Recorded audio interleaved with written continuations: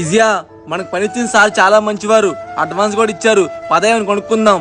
అమ్మా విజయ్, ఎక్కడున్నావా? మీ అన్నకి యాక్సిడెంట్ అయింది, ప్రైవేట్ హాస్పిటల్లో జాయిన్ చేశారు. రండమ్మా వెళ్దాం. అవునా? పదండి వెళ్దాం. ఎక్కడికి వెళ్ళేది?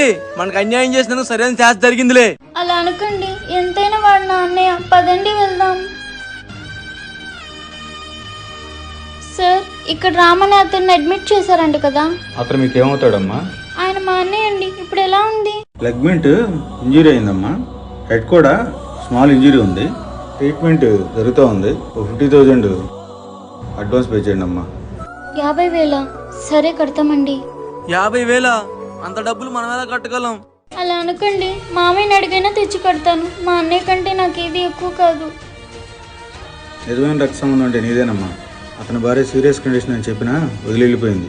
నువ్వు డబ్బుల గురించి ఏం కంగారు పడవు. నేను ఫ్రీగా ట్రీట్మెంట్ చేస్తాను.